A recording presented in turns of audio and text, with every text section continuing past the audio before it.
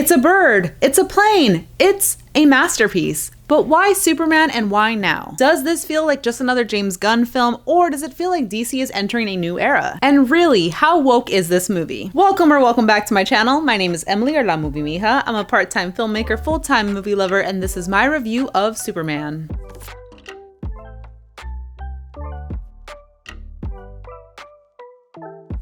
Thank you so much for checking out my video. If you're new here, hi, welcome. I am a team of one, writing, producing, shooting, editing, doing all the things to make this channel what it is, all without the use of AI. So it means the world to me that you found my video. One of my favorite parts about watching movies is the discussions that follow. Sharing with friends what you liked, what you didn't like, different interpretations, analyses, and details you might have missed. That's why one of my goals with this page is to be the first place you go to after you watch a movie, so you have a guaranteed movie friend to dish with. As always, the first part of my video will be spoiler-free with all the chapters marked below before we get into the spoilery analysis. And there's a lot to talk about with this one, so let's get into it. When Superman gets drawn into conflicts at home and abroad, his actions are questioned, giving tech billionaire Lex Luthor the opportunity to get the Man of Steel out of the way for good. Will intrepid reporter Lois Lane and Superman's four-legged companion Krypto be able to help him before it's too late? The film is written and directed by James Gunn, and it stars David Cornsweet, Rachel Brosnahan, Nicholas Hoult, Nathan Fillion, Isabella Merced, Eddie Gathegi, Skylar Gassando, and many more. So why Superman and why now? This is not just a regurgitation, rehashing, or repurposing of an IP just for a cash grab. This is DC trying to launch a new era of its cinematic universe, and I think it's a really poignant person, Superman, to start that off with. Let's set the scene with looking at Superman in his cinematic landscape. It's been nearly 50 years since the most iconic embodiment of the Man of Steel appeared on the big screen. I'm talking about Christopher Reeve's 1978 film Superman the Movie. And it's been nearly 90 years since creators Jerry Siegel and artist Joel Shuster first introduced the character. Since then, there have been many different iterations of the superhero on the big and the small screen, covering different eras from his angsty teenage years to however you would categorize this. Suffice it to say, there is a lot of him out there, so what could James Gunn possibly bring to the table for one of the most beloved superheroes of all time? Well, a movie that understands the ethos of Superman is a great place to start. And on that front, this movie delivers. The film starts in media res, dropping you smack dab in the middle of the action, and from the get-go, this film and the story have a lot of momentum. Spanning only a matter of days, Gunn spares us the origin story of Clark Kent, and instead, we meet a Superman who already has the confidence of a superhero. By focusing on a different era of Superman, it feels like you are picking up an issue of the comic. It's a contained story that successfully introduces Superman to a new generation of fans. It is also tasked with jumpstarting the new DC universe, and even though there is a lot to process in this movie, there was never a point where I felt overwhelmed or lost with the story. And I think that is one of James Gunn's biggest strengths: balance. As a writer, he is able to present so many unique and relatable characters who have distinct personalities and motivations, yet somehow come together like a tableau story with strong themes and messaging. And we get so many new characters in this film, the casting of which is all impeccably done. Maybe there's an Oscar and casting director John Papsidera's future, because but don't fret, even with all of these characters, this is still undeniably a Superman movie. But let's talk about the cast for a second. Nicholas Hoult is a delight as Lex Luthor. He is able to make a zany, cartoonish villain feel grounded, even in the most childish scenarios. Rachel Brosnahan is Lois Lane. She is tough, intelligent, tenacious, and feels like a real woman, not a caricature or a flattened version of the iconic reporter. The Justice Gang members, Nathan Fillion, Isabella Merced, Eddie Gathegi, are all so great. And Superman himself, David Cornsweet, is...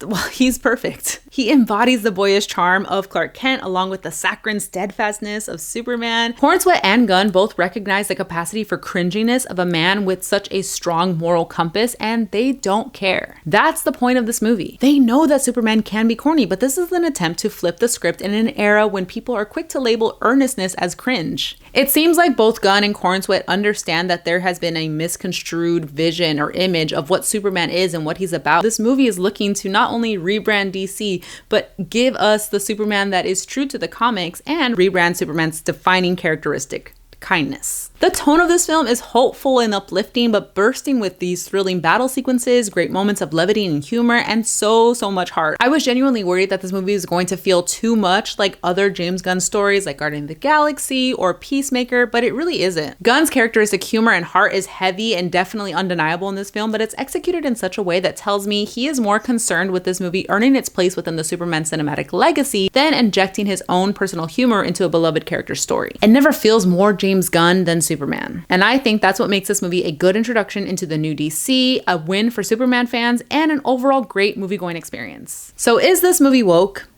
No.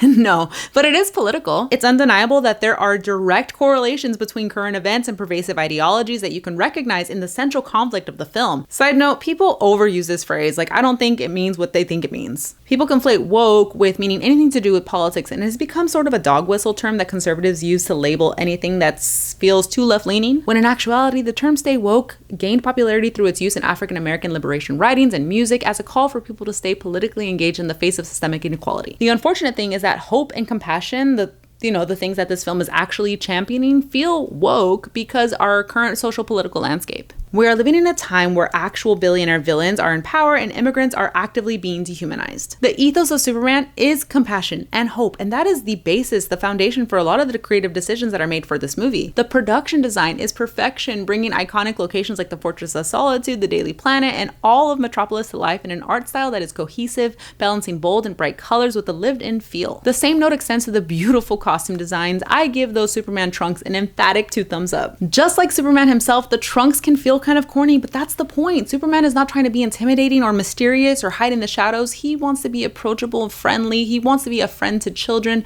and that is all very apparent in this iteration of Superman. The cinematography is stunning. I've only watched it once, but dare I say there is not a single ugly frame in this movie. For that, I have to give director James Gunn and cinematographer Henry Braham their flowers. Yes, they previously collaborated together on Guardians of the Galaxy, but this movie doesn't just look like Guardians of the Galaxy. Superman has its own visual identity and stylization that really worked for me. Both the stylization of the lighting in the film and the film's direction do well to translate the energy of a comic book to a big screen action movie that feels unlike anything we've seen. For me, this is probably some of the best looking CGI integration, not necessarily hidden or minimal CGI, like it's very noticeable when things are fake, but it's the art direction of it that makes it fit into the world, and the way that it all fits in together pulls off a symphony of escapism. There's some really great things happening in the action sequences too, but even when there's a quieter moment in the film, the camera comes to life, always interesting and engaging, keeping the momentum steady throughout. And the music, I'm sorry, it's also perfect. The music is so good. It's full of hope. It's full of wonder. It's all tying back to Superman's themes. Composer David Fleming, who also worked on The Last of Us,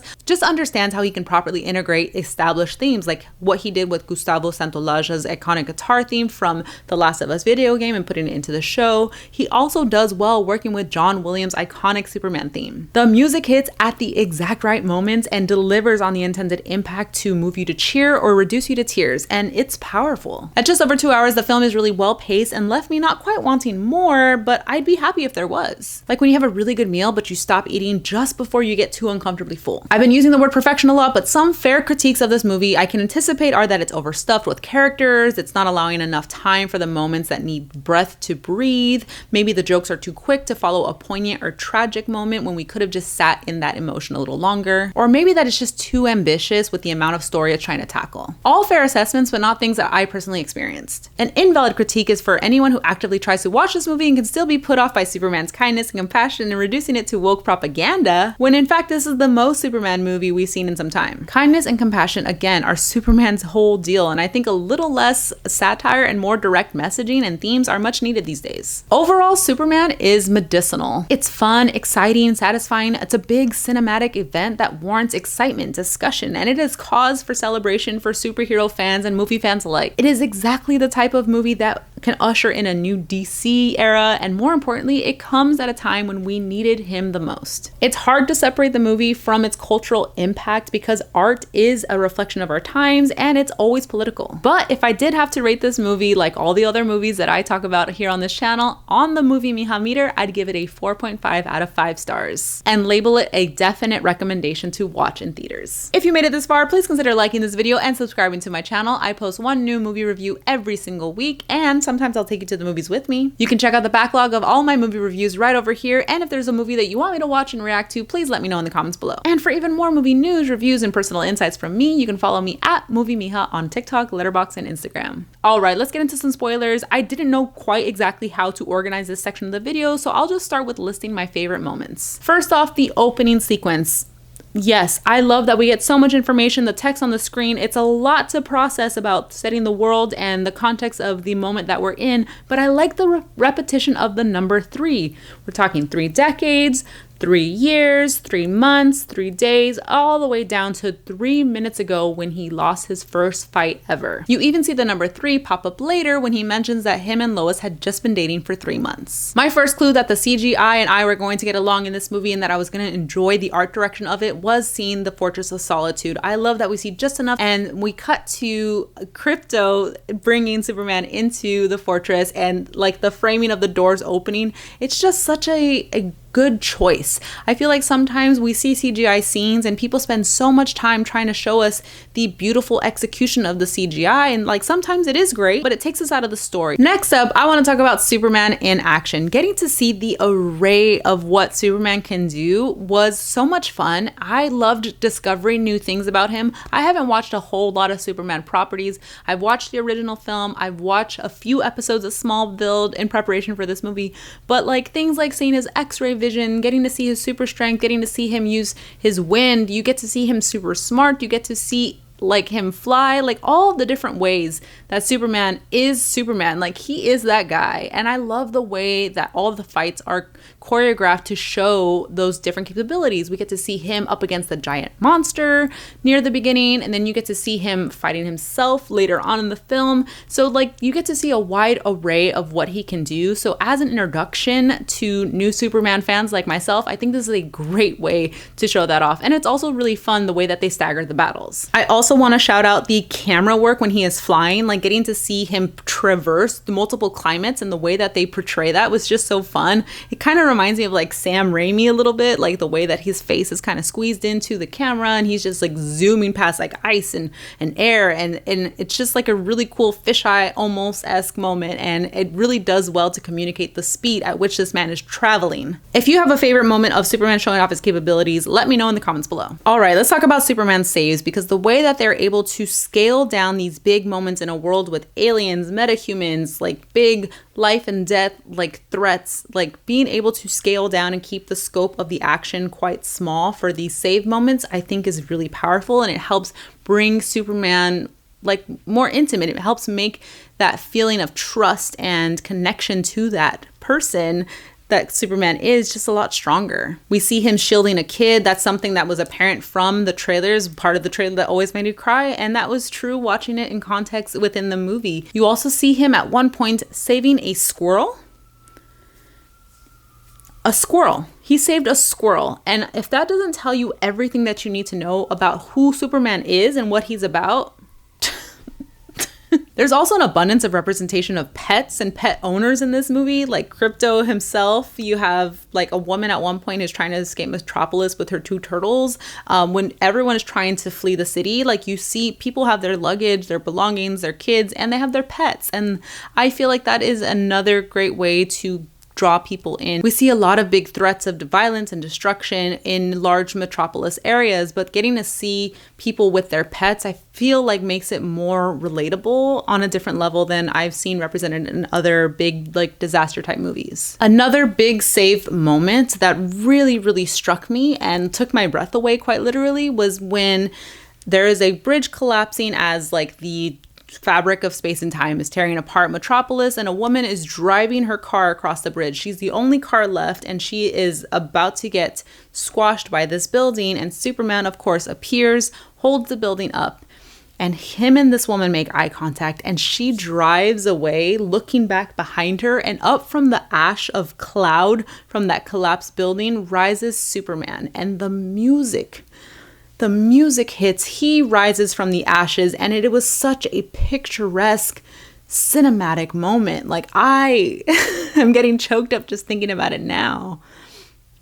The way that they sell the gravity of that situation, and the woman being able to look back at the man who saved her, and him looking on at her as she escapes. Part of what this movie communicates really well is that Superman cares and that he's there, and that's what makes this movie feel like they really understood who he is. Let's take a second to talk about the music for a second while I attempt to not cry.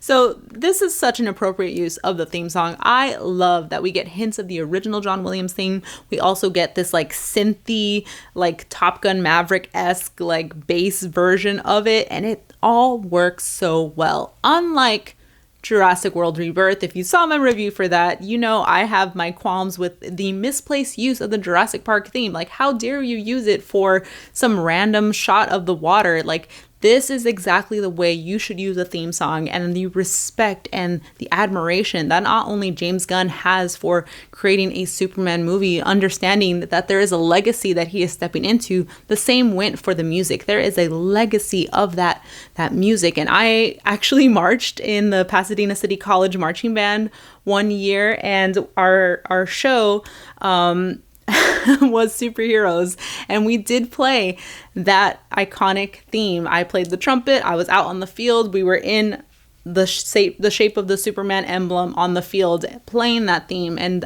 just hearing those notes and seeing that in the context of this movie, it was really powerful, and I'm just so happy that the music really matched the rest of the movie. My next favorite thing is the texture of people and places. I already gave my props to the production design, but also the places that we didn't go to a lot of different locations within this movie. We spent a good amount of time in Metropolis, and we got to spend a concentrated amount of time at Luthor Corp, at Metropolis general areas, and the Daily Planet. And I thought it was so cool that, like, no matter who was on screen, everyone felt purposeful and important. Everyone had their moments, whether it was a little aside or a little joke. Like, I think like James Gunn does well to create texture with people, and made the Daily Planet feel like this is an actual workspace where people have that kind of like workplace rapport. Same with Luthor Corp. Like, they all had their way, their language of speaking with each other, their own cadence, their own interactions, and it just felt like these are people who have been here always. It didn't just feel like extras in the background. Like, everybody took up space, and it,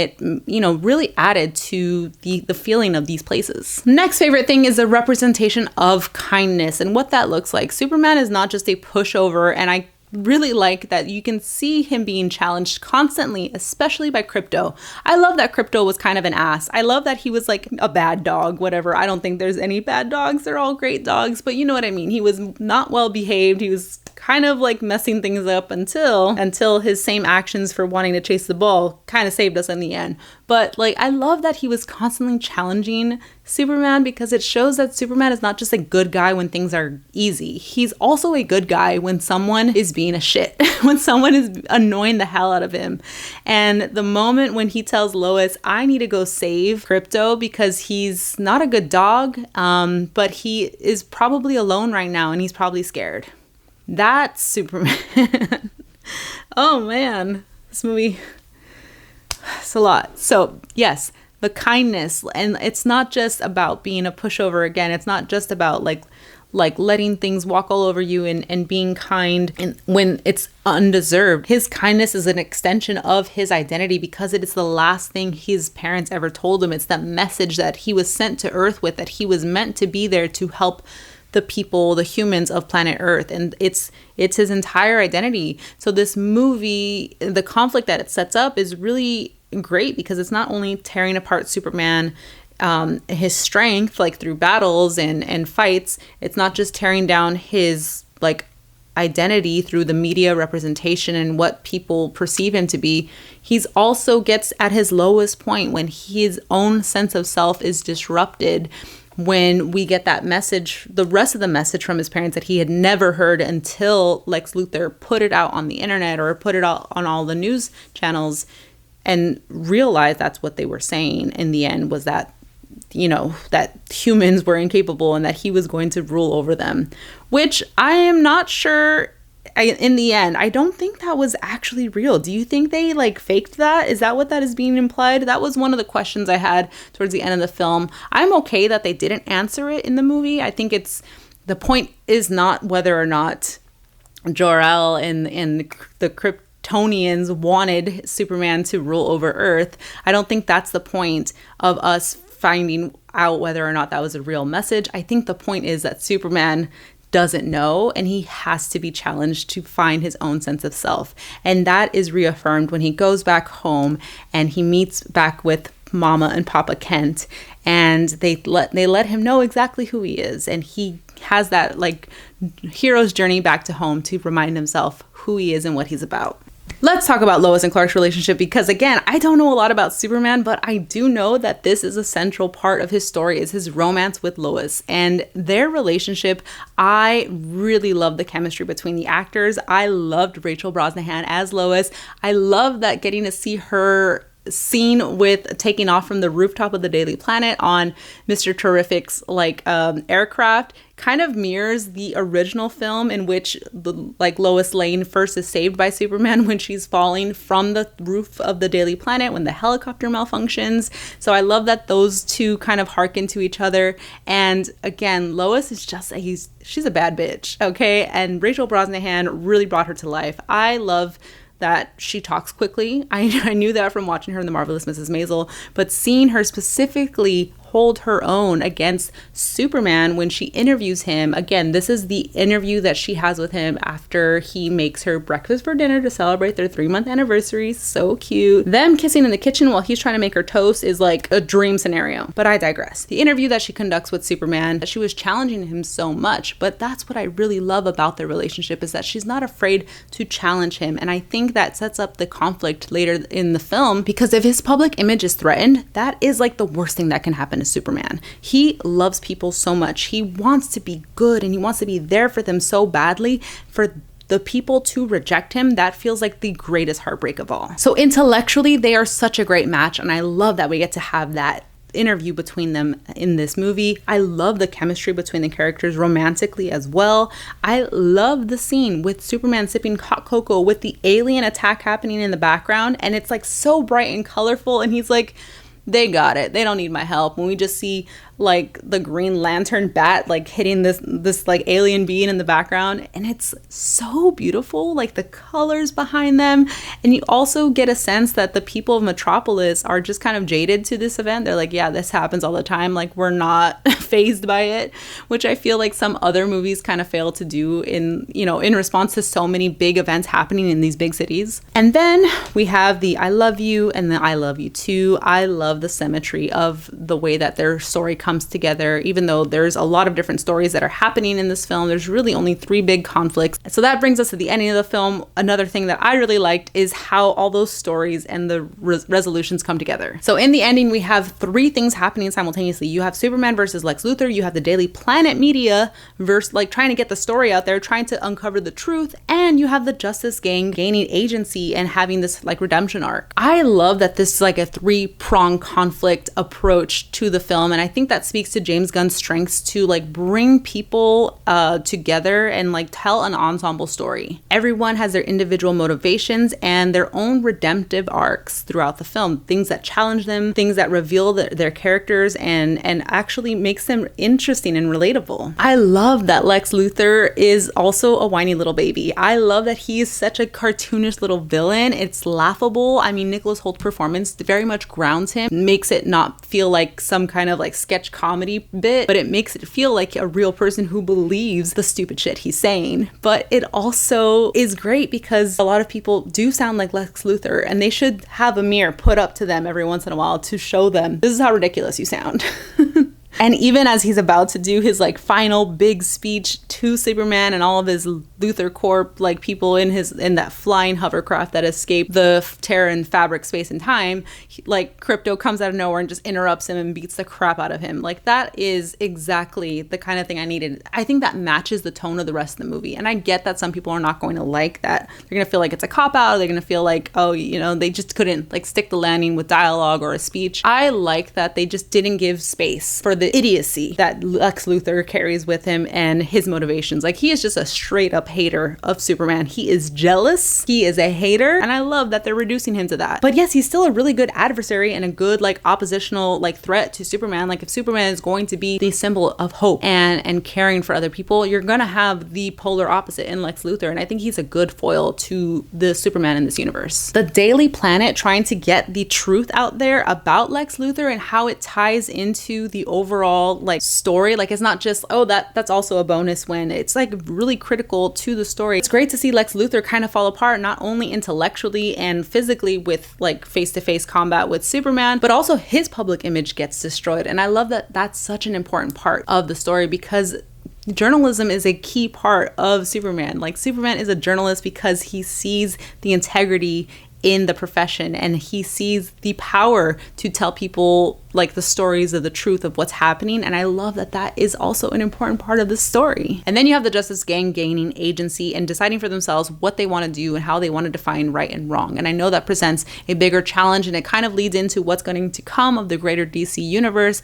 But being able to intervene between this conflict between Baravia and Dronapur, which is very loosely based on Palestine and Israel tension and the genocide that is occurring in Palestine. I know James Gunn officially said that that is not the inspiration for this film, but it's really hard not to draw those parallels. And when you think about the idea of kindness championing this entire movie, the idea that wouldn't you want to do everything you could to save children, to save others? Like, what would Miss Rachel do? Exactly. Miss Rachel is about saving children, and the idea that you would be against Superman or that you would be against the people of Dronapur just makes it seem like you are unkind, you are evil, you are driven by your individualistic capitalistic motivations, and that's what the Justice Gang was up against. They're very narrow-minded. This is the creed, this is the oath that we took, this is the limitations of the job that I've been assigned, and they have to step out of that and challenge the authority of, you know, the oath that they took within the Justice Gang to actually go out and help people. And I think that that is also a critical part of the Superman story, is stepping outside the confines of authority to do what you can to help others. And this, of course, does a great job of setting up the greater DC universe and what the ramifications of this decision are going to be. And speaking of, we also get a different setup with Millie Alcock appearing as Supergirl. I know nothing about Supergirl, but apparently she is a party animal, and I want to know all the things as much as possible. So if you have a comic run I should dive into and check it out in my local library, please let me know in the comments below, because I want to know her deal. And then we end with Superman getting the message from his parents being displayed for him while he undergoes some healing. And in the beginning of the film, that was the Bradley Cooper the parent version, like his biological parents' message being displayed for him. But now we get to see his found family footage, his home videos of him with Mama and Papa Kent, and just seeing this idea of like, you're not always who your parents want you to be. You are a person who gets to make your own decisions and find your own way. It's such a cool way to make this like really big meta-human who has all of these insane powers, is literally the most like strongest, most capable superhero on earth, feel like very relatable. And at the end of the day, James Gunn just really knows how to make these otherworldly characters feel like someone you know. Okay, that's it for now. I can't believe I talked this long about Superman. Like a week ago, I didn't know much. I know so much more now, but there's still so much more to learn. I grew up reading a lot of DC comics, mostly Batman. I didn't really give Superman the time of day, but this movie has definitely made a Superman fan out of me, and I cannot wait to see what else James Gunn brings to the DC universe. But let me know, what did you think about this movie? How does it rank up against other superhero movies or other Superman properties? Was there a favorite moment that took your breath away, or a little Easter egg detail that I missed? Let me know in the comments below, and I'll see you next time. All right, take care. Bye.